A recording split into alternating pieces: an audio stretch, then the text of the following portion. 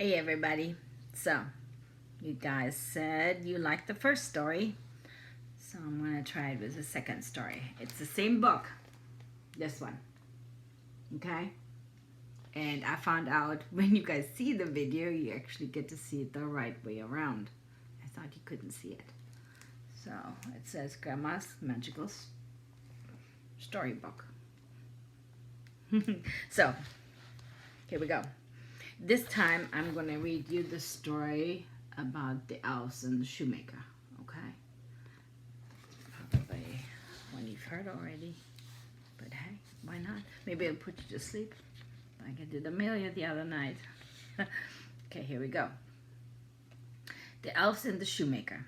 There was once a shoemaker who lived with his wife. The shoemaker worked very hard, but never had much money.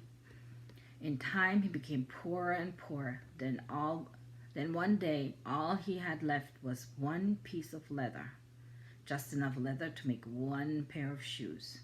So that night, before going to bed, the shoemaker cut out the leather and left it on his workbench, ready to sew I guess past tense for sewing. Sew in the morning. Future. You guys educate me. You guys know better English than I do. That night, the shoemaker had a restless night's sleep as he worried about what he was going to do once the leather was gone. But then the shoemaker went to the bench in the morning. He couldn't believe his eyes. In place of the one cut-out piece of leather, there stood the finest pair of shoes he's ever seen. Every stitch of them was so small and neat that he could hardly even see them. "I've never seen such shoes," the shoemaker told his wife. They couldn't imagine who might have sewn them, but they proudly displayed them in the window anyway. Later that morning, a grand lady came into the shop and tried them on. "I've never worn anything so comfortable," she declared, and she paid the shoemaker twice the normal price for them. So, okay, here's the picture. He looks so poor. And here are the shoes. And here's the lady that liked them. Thank goodness, they fit just right. You know, everybody's feet are different. Lucky, lucky. So, the shoemaker was delighted. Now he had money to buy food and enough leather to make 2 pairs of shoes. That evening, he carefully cut out 2 pairs of shoes. Then he left them on the workbench, ready to stitch in the morning. The next morning, the shoemaker was delighted to see 2 pairs of shoes in place of the leather. Once again, they were beautifully stitched. Later that day, a noble lord came into the shop to buy the shoes. The shoemaker showed him the 2 pair. He was so impressed, he tried both of them. They fit perfectly. So he bought 2 pairs for a lot of money. Now the shoemaker had enough money to buy leather for 4 pairs of shoes. That evening, before going to bed, he carefully cut out 4 pairs of shoes and left them on the bench. Once again, he fully intended to stitch them in the morning. There he is, trying on those shoes. Orange shoes. All right.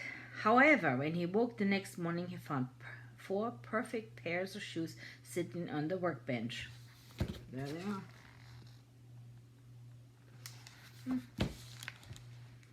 Once again, he sold the shoes for a great deal of money, and so it went on. Each night, the shoemaker cut out shoes ready to stitch in the morning, and each morning he found in their place shoes so perfectly made that he couldn't see a bad stitch on them.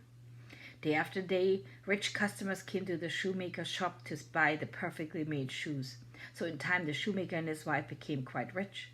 But they never took their good fortune for granted. One evening, just before Christmas, the shoemaker said to his wife, "Let's stay up and see who stitches the shoes." His wife agreed, and that night they hid behind some clothes and hanging in the corner in the room and waited.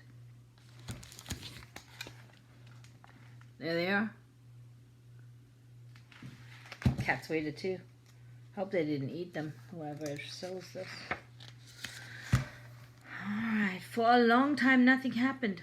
Then at midnight, two tiny little men danced into the room. The two little men, whom the shoemaker recognized as elves, had bare feet and were dressed in rags. The two elves did not see the shoemaker and his wife, but climbed into the bench, sat down, and began stitching. They worked so fast that the shoemaker could hardly believe his eyes. They did not stop until the work was done. Then they danced off into the night. The next morning, the shoemaker and his wife agreed that they should repay the elves some way. After all, they had made them rich. So that day they went out and bought the finest material, the softest leather they could find. That evening they got to work and making the new clothes for the elves. Here's the little elf guys. Cute, huh? And there they are. Oh, there they go. Making them. And there they are. Cutting out the stuff. Making them. Oh, and here, the clothes. Night after night, they worked on the clothes. At last, on Christmas Eve, everything was ready. Instead of leaving shoes on the bench, the shoemaker and his wife laid out perfectly made outfits. And then they hid and waited. At midnight, the elf danced into the room, climbed on the bench. They were surprised to see tiny matching outfits instead of shoes for stitching. Delighted, they dressed themselves in their clothes. Then, laughing and singing, they danced out into the night. After that, the shoemaker and his wife never saw the elves again. But they did not mind. They had repaid the favor, and for then on the luck was always with them. In time they became very rich, lived a long and happy life together. I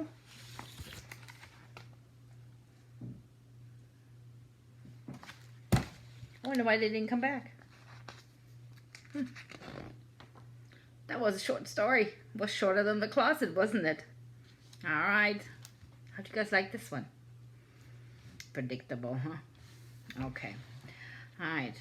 If I read again, then tomorrow, if I read tomorrow, if you guys like this one, it's called The Birthday Surprise.